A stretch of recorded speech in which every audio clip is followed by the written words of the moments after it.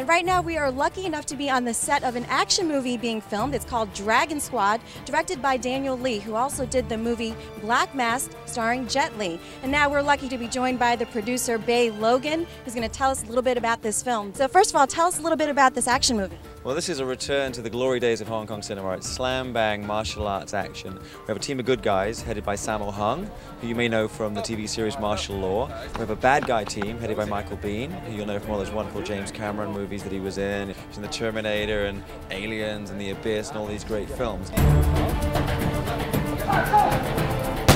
It's just going to be start to finish. We have guns, we have kung fu, we have car stunts. You name it, it's all happening. You are fluent in Cantonese, so tell me a little bit about why you're involved with this. When I was a kid growing up in England, I fell in love with movies and martial arts. And when I found out there was martial arts movies together, I was like, well, this is something I really want to do.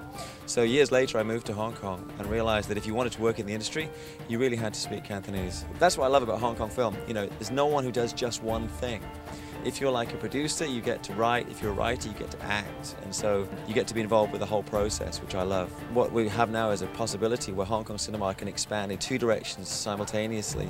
One is into China market, because we have financing from China. So we have to make films that they will accept, because the China market, if they bring money in, you have to have the subject matter approved by the censorship board in China. But there's a certain kind of film where the China market is going to be absolutely crucial. And then we have the international market, like this movie, where we really have an international film with an international cast, shot 40% in English, and we're getting money from America. So I think that Hong Kong cinema now has to redefine itself in an international way, looking to both the East and the West. And I think in the States, because the technology is so advanced, people kind of depend on technology to save them.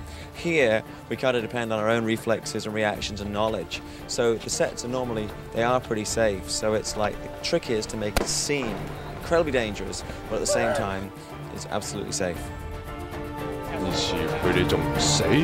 Action!